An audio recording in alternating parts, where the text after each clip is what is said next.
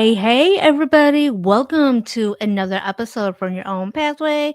For those who don't know me, my name is Paia. I am a licensed psychotherapist turned empowerment life coach and organizational leadership consultant, where I bring my skills, my expertise, and my knowledge to empower all of you to forge your own path and to own it. So I kind of had to stop there for a moment because this is my fourth video that I am recording for the day. And I think you guys can tell because my hair is just getting messier too. But I'm going to keep going. And I've had a few heavier episodes that I've done recorded. And so, you know what? I decided I'm going to do a fun one because let me tell you, is anybody else in a profession where Hollywood just makes you look bad? And I could tell you right now, besides cops, I think, besides cops, Hollywood loves to make cops look bad. And you know who Hollywood also loves to make look bad? Bad, not bad, but bad therapists. Okay. And this is why I wanted to do this episode. It's a little lighter, funner, and also educational because I am so frustrated about how Hollywood is portraying us therapists in their movies. And honestly, they don't even know what we do. And so I got better with it. And what better way to educate in school, Hollywood, or for anybody who is curious or who's ever made assumptions about therapists?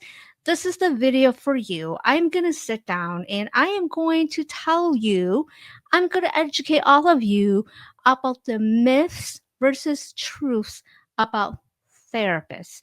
And this is a long shot, but if you're in Hollywood and you need a consultant about how therapists actually are, I'm available to be your consultant. So I know it's very far fetched, but I thought I should put my hat in case anybody needs a therapist who is actually going to school all of you and educate you.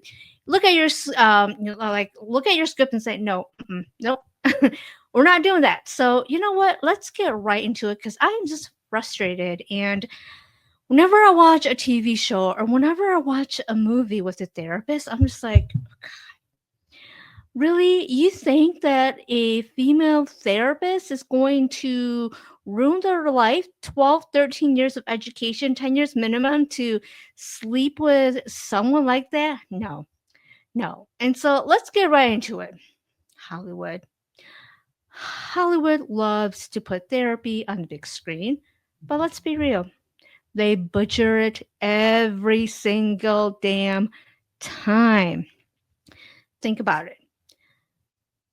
You've got the dramatic couch scene, the therapist with the blank stare,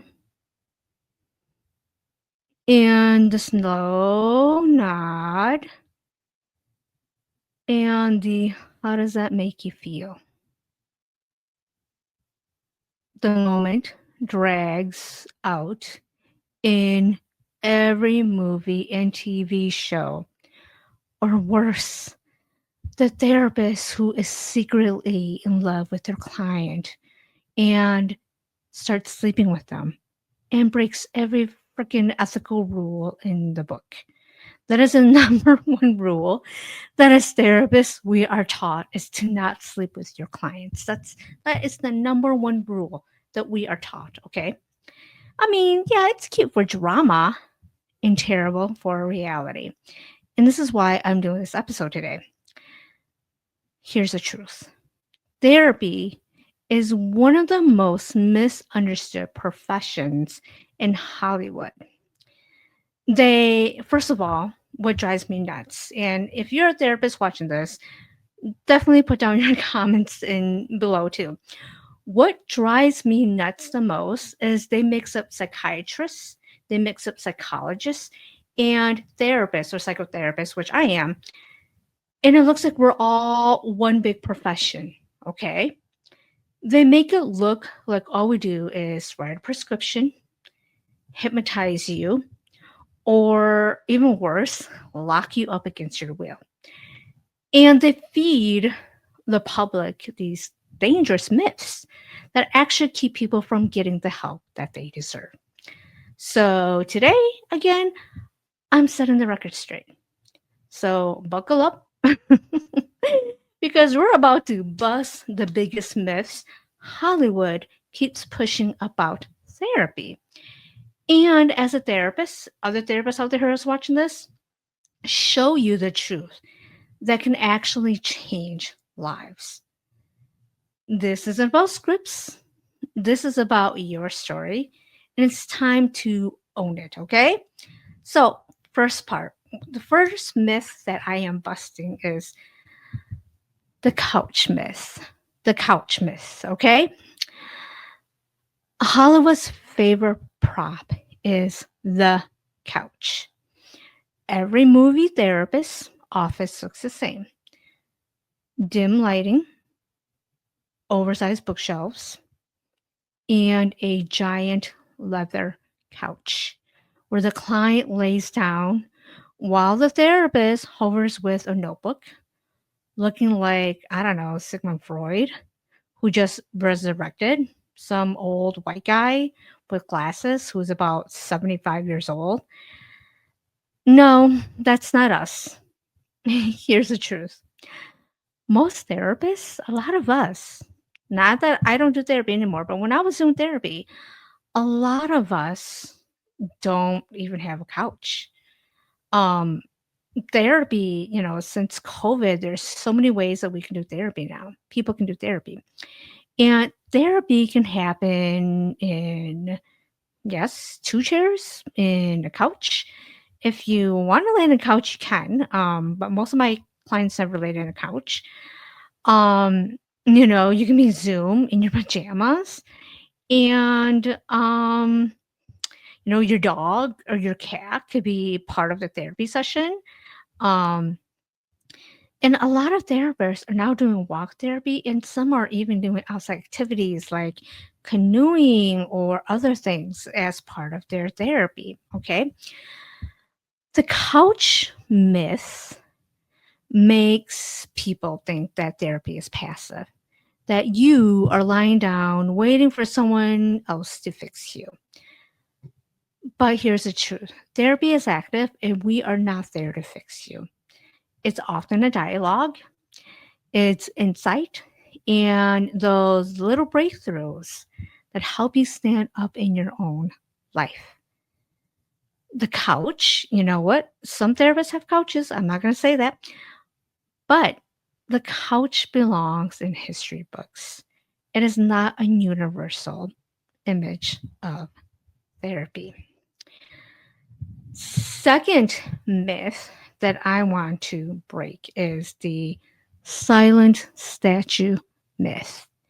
And what this myth is all about, you can see there, is that, the scene where the client is just sobbing and pouring their heart out and screaming and spilling everything, and the therapist, crickets, crickets, silence, awkwardness, maybe a nod with their pen.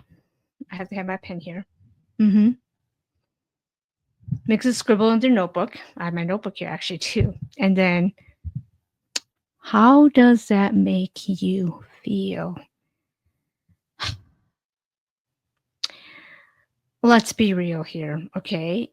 If you sat in a real session and your therapist did nothing but stare at you for 15 minutes, you'll never go back, because it is your time, your energy, and especially your investment.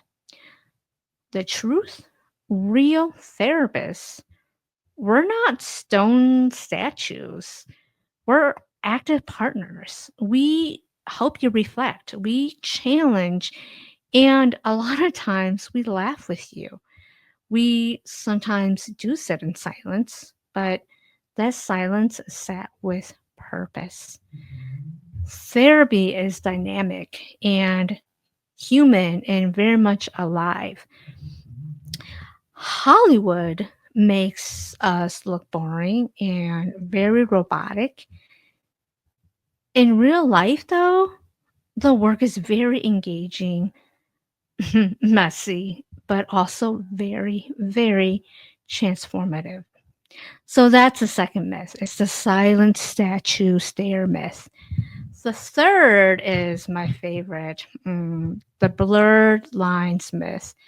And I suddenly hear, oh my gosh, blurred lines song. Who sings that again? Robin. I forgot his last name. I cannot think of it right now. But Hollywood loves having therapists break our ethics that have been drained, have been have been put to us, like have been drilled to us since we are undergraduate students. Okay,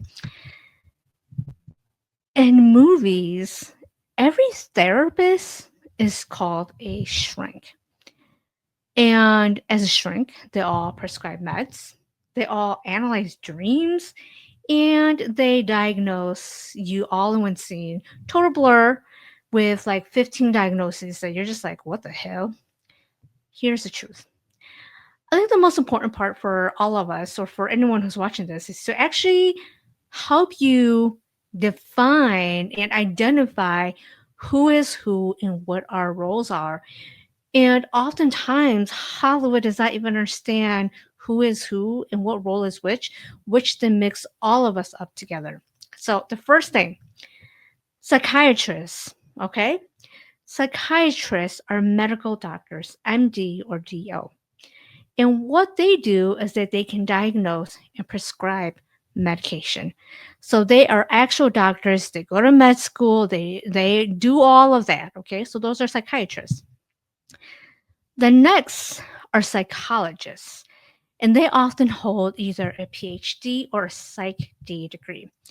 And they are often experts in research, testing, and therapy. Usually they do not have prescribing medication power, however, except in a few states. Next are psychotherapists, which are the social workers, the master's science in counseling, and licensed marriage family therapists. So we are the master's level clinicians that are trained in talk therapy. I want to put it out there right now. We do not prescribe medication. What we do is we do the deep work of helping people process and heal. The frustrating thing is Hollywood. Hollywood blends these three roles together, leaving people confused and unfortunately often afraid. But knowing the difference will help you find the right support for your needs. Myth number 4, and this one frustrates me so much, especially for people who are hesitant to come to therapy or who have a lot of assumptions about therapy, is the just take a pill myth. This one drives me crazy, drives me nuts, okay?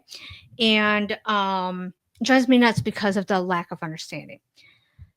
Again, in Hollywood, therapy looks like this. Walks in and says, I can't sleep. The therapist scribbles on, their pad, hands your script, slams it down, and it says, here's a script, problem solved, and that's it.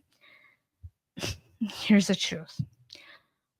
Again, only psychiatrists and psychiatric nurse practitioners and your primary care provider, and in a few states, psychologists, only those can prescribe medications, okay? Especially trained psychologists who can prescribe medications.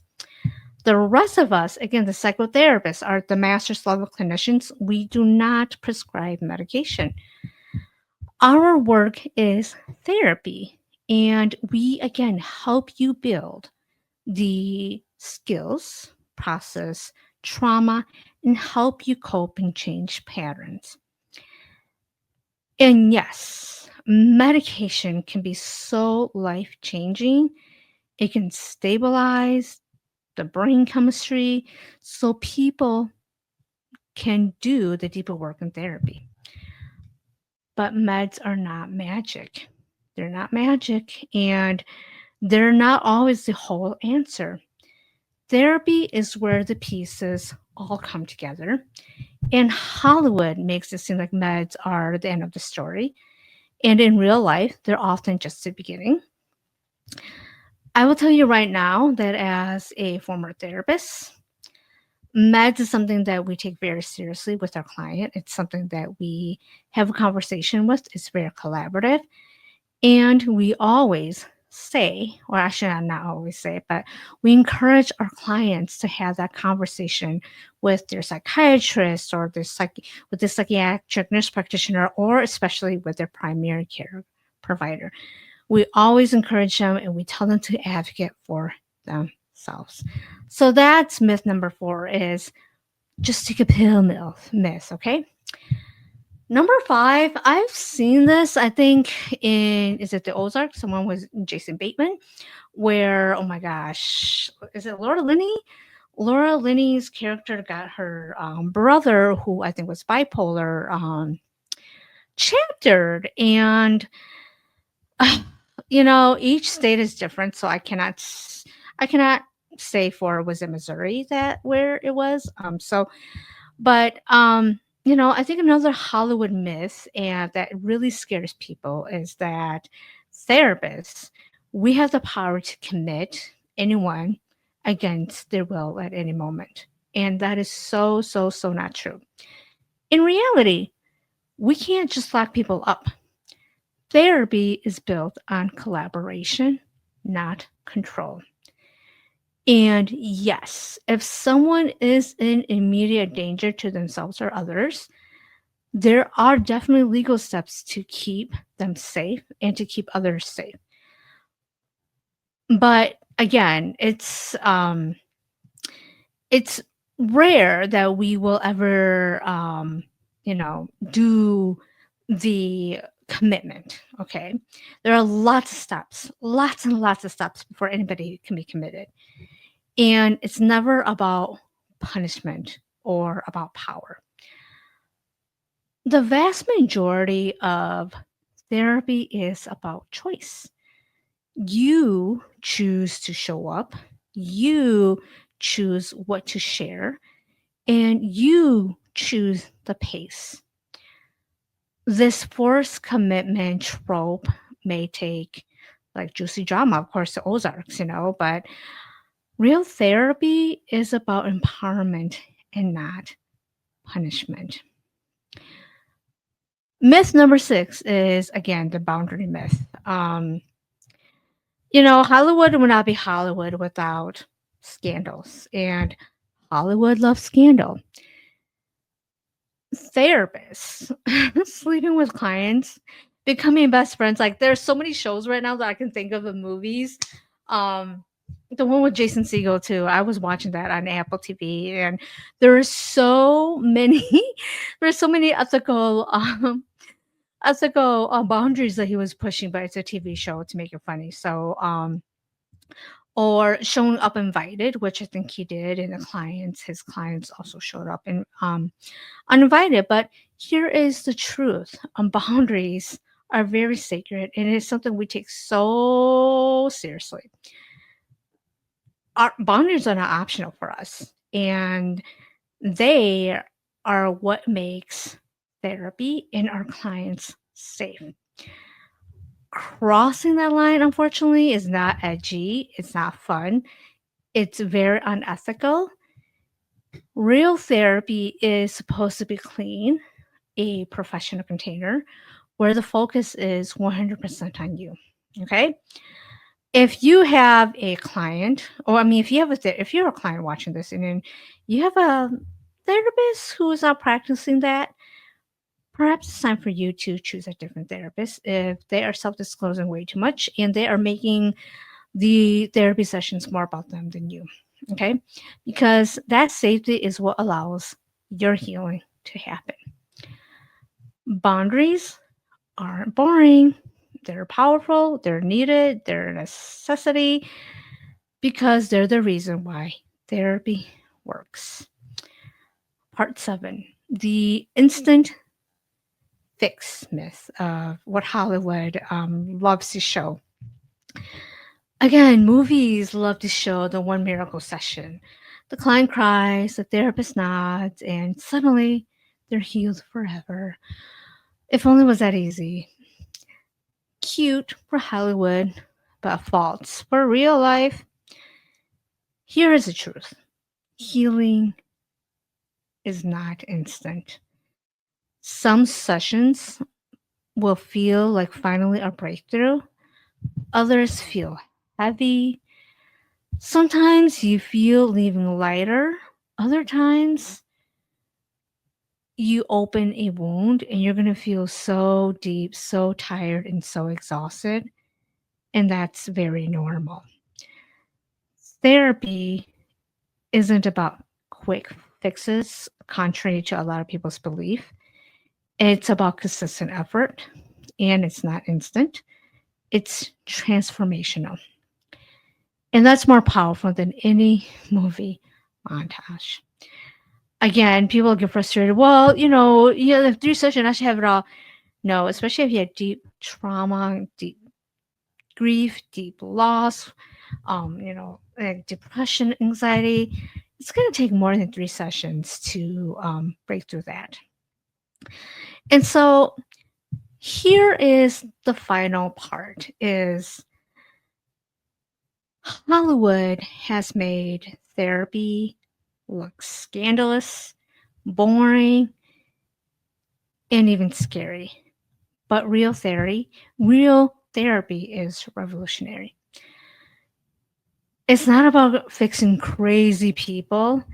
It's about human beings finding the tools, healing the wounds, and reclaiming their lives. And again, therapy can be funny, it can be raw, it can be awkward, powerful, and sometimes it can be very sad and very draining. Sometimes all in one session, yes.